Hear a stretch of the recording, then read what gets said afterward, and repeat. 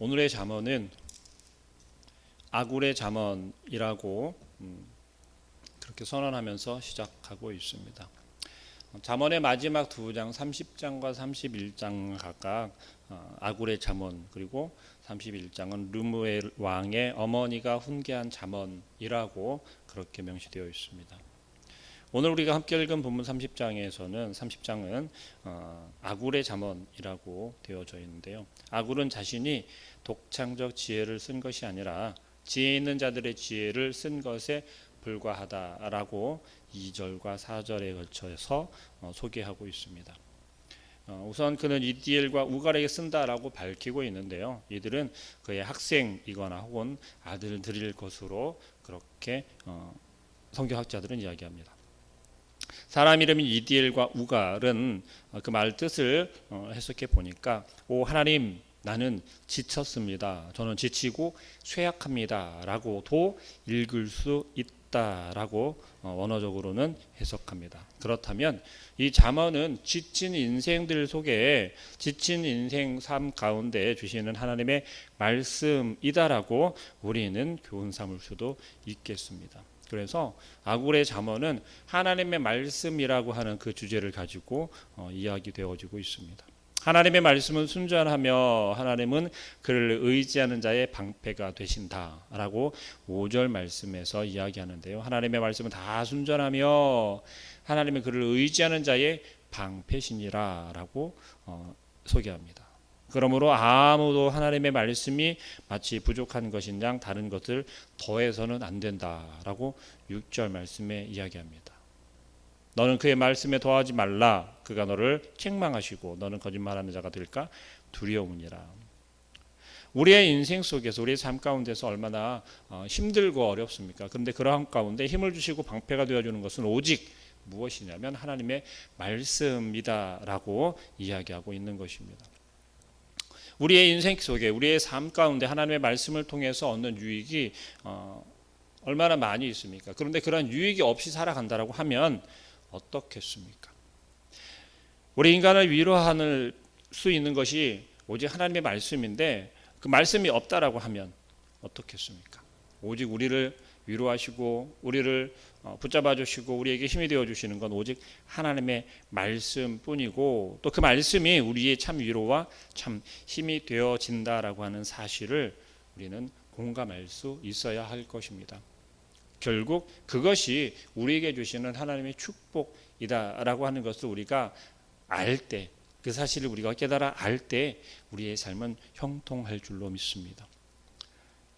또 7절에서부터의 말씀은 아굴이 어떤 기도의 제목처럼 우리에게 교훈하고 있습니다. 첫 번째는 속이고 거짓말하지 않도록 구하고 있고요. 두 번째는 부하지도 가난하지도 않게 해달라고 하는 것입니다. 말씀 한번 보겠습니다. 7절입니다. 내가 두 가지 일을 주께 구하였사오니 라고 이야기하죠. 내가 죽기 전에 내게 거절하지 마시옵소서라고 기도하고 있습니다. 헛된 것 거짓말을 내게서 멀리 하옵시고 가난하게도 마옵시고 부하게도 마시옵소서라고 기도하고 있습니다. 그런 삶이 얼마나 위험한지 우리에게 교훈하는 듯 보여지고 있습니다. 어떻습니까? 얻고자 하는, 또 목표하는 것을 구하는 것이 아니라 동기를 문제 삼고 내가 어떤 동기로 부하여야 하는지, 또 어떤 동기로 어떤 목적을 가지고 구하여야 하는지를 우리에게 교훈하고 있다는 사실입니다. 무엇라고 이야기했습니까? 두 가지를 구하는데 헛되고 헛된 것, 거짓말하는 것을 멀리하게 해달라고 구하고 있습니다. 헛된 것을 쫓아간다라고 하는 것은 우리가 세상 가운데서 하나님의 말씀에 합하지 아니한 것, 하나님이 기뻐하지 아니하고 즐겨하지 아니하신 것들을 우리는 쫓아가고 따라갈 수 있다라는 것이죠. 무엇 때문에요? 우리의 배를 채우기 위해서, 우리의 생각을 채우기 위해서, 우리의 헛된 목적을 채우기 위해서 그러할 수 있다라는 것입니다. 또 그러한 것들을 구하기 위해서 우리는 어제 우리가 함께 나누었었지만 거짓말할 수 있다라는 거예요. 남에게 피해를 주며 남을 혹은 속이고 죽이기까지 하면서까지도 우리는 구하려 할 수 있다라는 것이에요. 또 무엇을 구합니까? 부하게 되는 것. 가난하게 하지도 마시옵고 너무 부하게도 하지 말라는 것이에요. 우리가 가난 때문에 너무나도 우리의 삶이 어렵고 힘들어서 하나님을 바라보지 못하고 하나님을 의지하지 못하고 우리는 딴 길로 셀 수 있다라는 거예요. 반면에 너무 부하게 되면 또 하나님을 잃어버리고 하나님께서 주신 그 은혜를 기억하지 못하는 그런 우리의 모습이 그대로 설명되어지고 있다라는 것입니다. 거짓과 속임의 유혹이 우리의 힘든 인생 속에, 고단한 인생 속에서 얼마나 많은 덫으로, 미끼로, 함정으로 작용하는지 우리는 너무나도 잘 알고 있습니다. 그것을 피하게 해달라고 구하고 있는 것이지요.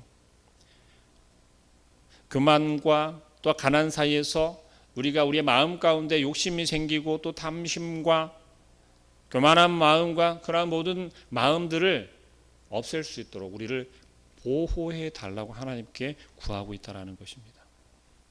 얼마나 이 아굴은 하나님께 지혜로운 기도를 하고 있는지 우리는 바라볼 수 있습니다. 우리 또한 이러한 구함이 되어야 하고 또 하나님께 이렇게 기도할 수 있어야 할 줄로 믿습니다. 우리의 마음 가운데 생각과 우리의 마음 가운데 무엇을 구하는 그 동기가 하나님과 모든 사람들 앞에서 순전할 수 있기를 원합니다. 그리고 그것을 하나님께 구하여야 할 줄로 믿습니다. 계속해서 아굴은 이렇게 또 이야기하고 있습니다. 10절입니다. 너는 종을 그의 상전에게 비방하지 말라. 그가 너를 저주하겠고 너는 죄책을 당할까 두려우니라. 한마디로 말하면 이간질하지 말라는 것이에요. 중상모략을 하지 말라는 것입니다. 우리가 구하고 혹은 우리의 인생 속에서 얼마나 나의 삶이 혹은 나의 위치가 나의 상황을 반전시키기 위해서 조금 더 좋은 상황으로 만들어가기 위해서 이간질까지도 서슴지 않고 행하는 우리의 모습을 볼 수 있다는 것이지요. 그리고 11절부터는 또 이야기합니다. 아비를 저주하며 어미를 축복하지 아니하는 자는 무리가 있다라고 이야기합니다. 부모를 저주하고 조롱하는 것, 이것은 우리가 하나님께서 주신 율법 가운데서도 절대로 해서는 아니 되는 것이지요. 또 12절에서는 이야기합니다. 스스로 깨끗한 자로 여기면서도 스스로 내가 깨끗하다라고 착각하지만 실제로는 얼마나 추하고 더러운지 우리의 스스로를, 우리의 모습을 바라볼 수 있어야 한다라는 것입니다.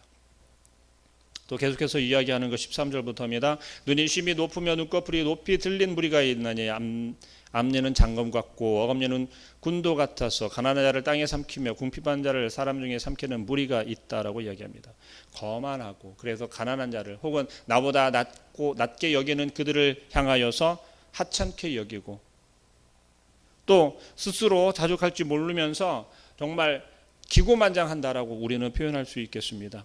그러한 자들, 그것은 지옥이나 무덤 같으며 아이를 뵙지 못하는 물로 채울 수 없는 돼지, 그 모든 것들이 사실은 만족할 수 없는, 만족하지 못하는 우리들의 모습을, 우리들의 삶을 이야기하고 있다라는 것입니다.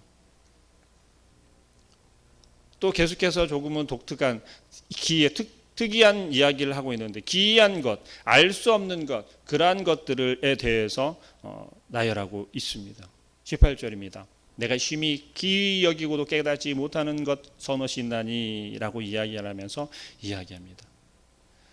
독수리의 날개짓 타는 것, 뱀이 바위를 타는 것, 또 바다의 배가 지나가는 것, 남녀가 음행한 자취, 또 거짓말하는 것, 또 특별하게 음료에 대한 이야기를 또 여기에서도 이야기하고 있습니다.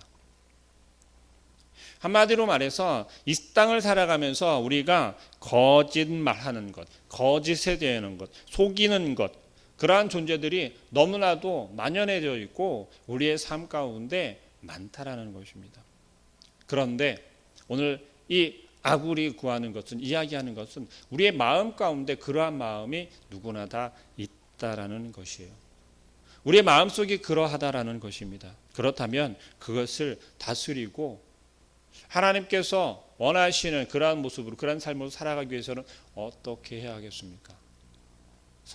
초반에서 이야기한 것처럼 하나님의 말씀만이 우리의 마음을 다스릴 수 있고, 우리의 이러한 악한 마음들이 하나님의 말씀으로만 깨끗게 할 수 있다라는 것입니다. 이어서 또 이야기하는 것은 어울리지 않는 것들에 대해서 이야기합니다.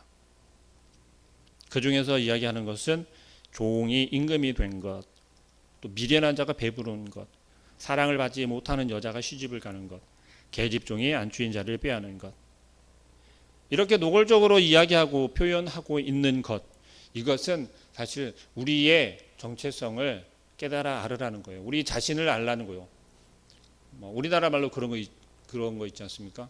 네 자신을 알라라고 하는 그런 표현처럼 우리 노골적으로 이렇게 표현하고 있으니까 그것은 우리가 나 스스로가 그렇게 되었다라고 착각하는 우리의 모습을 되짚어주고 있다라는 것입니다. 내가 잘나서, 내가 잘해서, 내 능력이 뛰어나서, 내 능력이 출중해서, 그러나 그 모든 것들은 하나님으로부터 시작되어진다라는 것을 오늘 이야기하고자 합니다.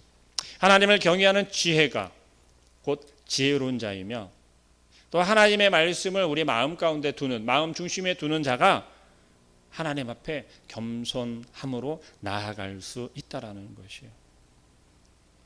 그리고 또 반면에 이어서 이야기하는 건 사소해 보이지만 대단하다라고 표현하는 것들이 있습니다. 사사로워 보이지만, 사소해 보이지만, 하찮아 보이지만 지혜로운 것들, 그것은 작고 힘이 없지만 미래를 준비할 줄 아는 개미. 우리가 개미는 게으른 자를 비유할 때도 많이 이야기를 하죠. 또 약한 집안 바위를 비집고 집을 짓고 사는 너구리, 사반이라고 하는 것이 들쥐로 아라비아에서는 알려져 있다고 합니다. 근데 이 너구리, 또 왕이 없어도 대열을 지어 다니는 메뚜기는 사실 얼마 전에 이슈가 되어지기도 해서 잘 알겠지만 왕이 없어도 그들은 무리를 지어서 그렇게 잘 다닌다고 합니다. 손에 잡을 만큼 작지만 왕궁에 거하는 도마뱀들, 이 모든 것들이 사사로워 보이고 사소해 보이고 하찮아 보이지만 대단하다라고 표현할 수 있는 건 그 하찮은 것들의 지혜에 대해서 이야기하는 것입니다. 그리고 우리에게 또 이야기하는 건 사자와 사냥개와 순염소와 또 왕에 대한 이야기를 하고 있습니다. 위풍당당하다라고 표현하는 말이 있죠. 누구에게 이것이 어울리는 말일까요? 혹은 누구에게 이런 말이 붙여지면 좋을까요? 근데 오늘 잠언에서 이야기하는 것은 하나님의 백성들이, 그 성도들이 바로 우리가 하나님 앞에서, 아니 세상 앞에서, 세상 가운데서 이렇게 위풍당당해야 한다, 위풍당당할 수 있어야 한다라고 이야기합니다. 왜 그렇습니까? 그것은 우리가 하나님을 경외하는 삶을 살아가면, 하나님을 아는 지식으로 우리의 삶을 살아갈 때 세상 가운데서 떳떳할 수 있고 위풍당당히 나아갈 수 있기 때문에 그러합니다. 사도 바울이 성도의 모습, 성도의 자태에 대해서 이야기한 것이 있습니다. 로마서 8장 31절 이하의 말씀인데요. 만약 하나님이 우리를 위하시면 누가 우리를 대적하리요? 누가 능히 하나님의 택하신 자들을 송사하리요? 의롭다 하신 이는 하나님이시니 누가 정죄하리요? 죽으실 뿐 아니라 다시 살아나신 이는 그리스도 예수시니 그는 하나님 우편에 계신 자요 우리를 위하여 간구하시는 자신이라. 누가 우리를 그리스도의 사랑에서 끊으리요? 환난이나 곤고나 박해나 기근이나 적신이나 위험이나 칼이랴.